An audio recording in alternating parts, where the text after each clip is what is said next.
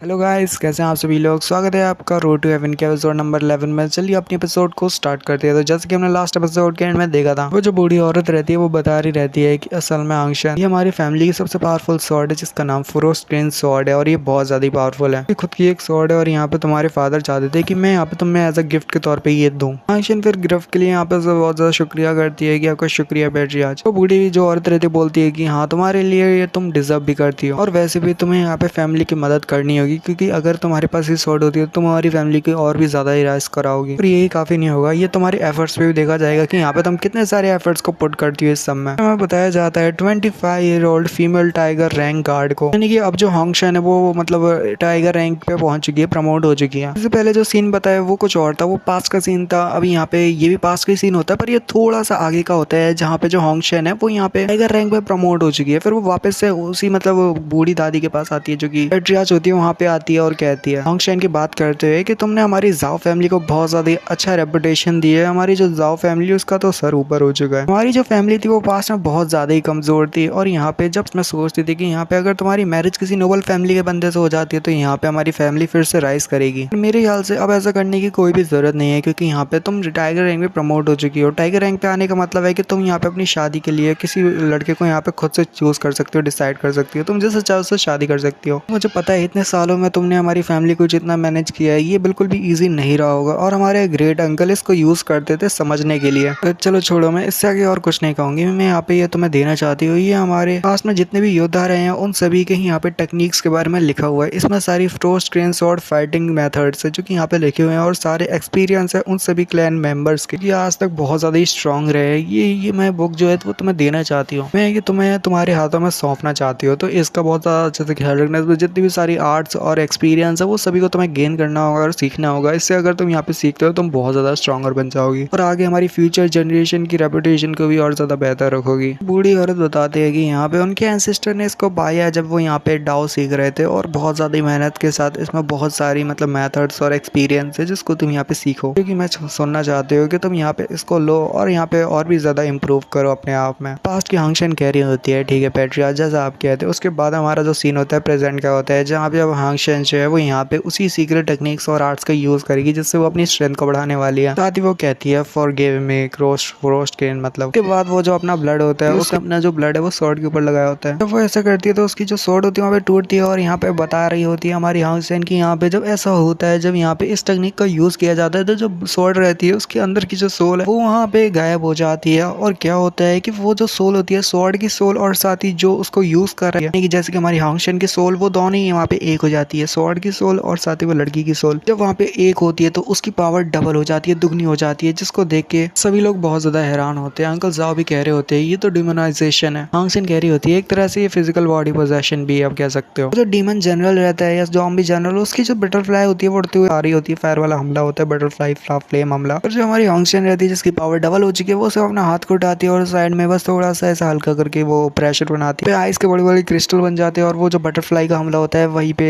वहाँ पे बेकार हो जाता है और कोई फायदा नहीं होता उसका। हांगसेन अपनी थोड़ी सी आइस को क्रिएट करती है, उसके हमले को वहाँ पे गायब कर देती है और बता भी रही होती है कि यहाँ पे अगर आप इस टेक्निक का यूज करते हो तो आप कंप्लीटली यहाँ पे स्पिरिट सोल्जर बन जाते हो। और वो अंकल जाओ से कह रही होती है अंकल जाओ चलो मेरे को जल्दी से एक और तैलिस्मान दे दो, जो कि मैं यहाँ पे उसी लड़की के ऊपर लगाने वाली हूँ। वो फिर से उसे एक तैलिस्मान देते हैं और कहती है वो हांगसेन जो रहती है वो यहाँ पे कहती भी है साथ ही में अंकल जाओ से कि मेरे को यहाँ पे थोड़ा सा बैकअप चाहिए और मेरी थोड़ी सी पीछे पीछे हेल्प करते रहना। जो हांगसेन होती है वो वहाँ पे रेडी होती है फाइट करने के लिए, और साथ ही अंकल जू से पता नहीं ये कह रही रहती है कि तो अंकल जू मैं यहाँ पे दुआ करती, मैं यहाँ पे उम्मीद करती हूँ कि यहाँ पे आप उस सीक्रेट टेक्निक का यूज ना करें, उसी समय पे उस सीक्रेट टेक्निक का यूज हो जब आपके सामने कोई स्ट्रॉन्ग अपोनेंट हो जो कि आपको मारने के लिए रेडी बैठा हो, तो सिर्फ उसी के खिलाफ आपको सीक्रेट टेक्निक का यूज करना चाहिए। ये सिर्फ स्ट्रॉन्ग अपोनेंट्स के अगेंस्ट फाइट करने के काम ही आता है, मतलब ये जो टेक्निक है। उसके बाद जो होती है अंकल जाओ से ये बात करने के बाद बड़ी स्पीड के साथ आगे बढ़ती है, अपनी सोल पोजीशन की पावर जो उसको मिल चुकी है, जब उसने यहाँ पे दोनों स्वॉर्ड की जो सोल है और साथ ही अपनी जो सोल है दोनों को मिक्स करके वो जब आगे बढ़ती है तो उसकी स्ट्रेंथ बहुत ज्यादा होती है। साथ ही जब वो आगे बढ़ती है तो वो ये भी कह जाती है अंकल जू से कि अगर यहाँ पे कोई इस टेक्निक का यूज करता है तो इसे कैंसिल नहीं किया जा सकता। सीन फिर से वो टाओ का होता है, जहाँ पे दिखाया जाता है जो टाओ बंदा होता है वो यहाँ पे बैठा हुआ होता है और ये सोच रहा होता है कि क्या यहाँ पे यही सब होने वाला है, क्या मैं यहीं पे ऐसे ऐसे बैठा रहने वाला हूँ, मेरे को तो जो काम मिला था मेरे को तो वो करना था।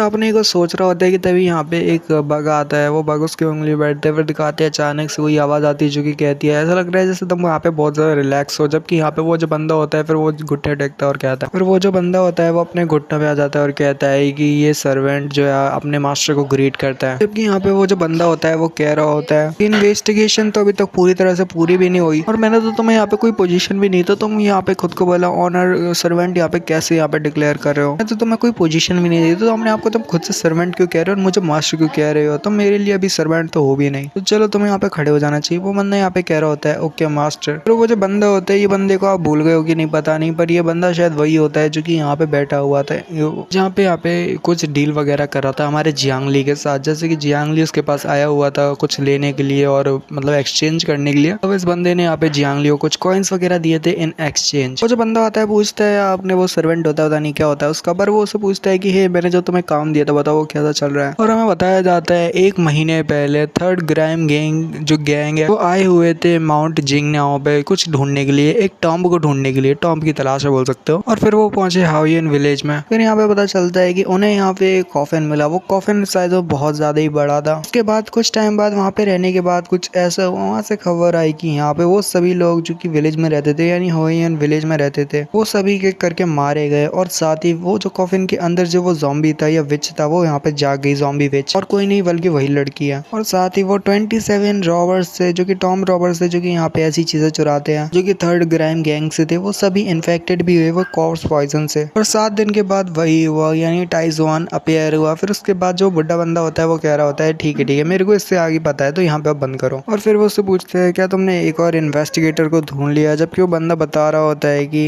यानी कि ये जो बंदा टाओ है ये हमारे उस बूढ़े शख्स जो कि यहाँ पे उसके सामने खड़ा है उस जो कि उसका मास्टर ने अपने डिसाइबल को एक टास्क दिया था जो किसे करना था। फिर वो टॉम बे में गया, वहाँ पे जाके कुछ इन्फॉर्मेशन कलेक्ट की। जो उसका डिसाइबल है उसने पाया है कि वहाँ पे मतलब कि वहाँ पे एक बंदा था, उसने यहाँ पे 1000 ऑफ गोल्ड्स दे के यहाँ पे एक चीज की रिक्वेस्ट की जो कि एक आइटम थी जो कि सिर्फ टॉम में ही मिल सकती थी। वो क्या चीज थी और क्या चीज की उसने रिक्वेस्ट की वो तो पता नहीं। यहाँ पे जो वो उसका मास्टर रहता है वो अपने डिसाइबल से पूछता है कि जरा मेरे को बताओ कि क्या वो क्या आइटम थी, जबकि उसका डिसाइबल बता रहा होता है कि नहीं उसे नहीं पता। मास्टर कहने लगता है अच्छा ठीक है तो फिर मेरे को खुद से जाके देखना पड़ेगा, तो चलो मेरे को जल्दी से वो टॉम की तरफ लेके चलो और मेरे को दिखाओ रास्ता। जो यहाँ पे जो हमारा वो रहता है यानी कि डिसाइपल उसका जो होता है वो बहुत ज्यादा यहाँ पे कहता है हैरानी से, और मतलब मास्टर बात ये है कि जबकि उसके मास्टर कहते हैं हाँ बताओ क्या बात है, क्या तुम ये कहना चाहते हो कि तुम्हें टॉम मतलब टॉम तक जाने का रास्ता नहीं पता, जबकि वो बंदा कहता है टाओ की नहीं ऐसी बात नहीं है, बल्कि असल बात यह है कि मैं यहाँ पे पूरी तरह से फंस चुका हूँ क्योंकि ये एक अरे फॉर्मेशन है, मैं इससे बाहर नहीं जा सकता। जबकि इसके मास्टर बहुत ज्यादा हैरान हो जाते हैं। और यहीं पे ये वाली एपिसोड खत्म करते हैं। लाइक अगर पसंद आता है मिलते अगली वीडियो में, प्लीज गुड बाय।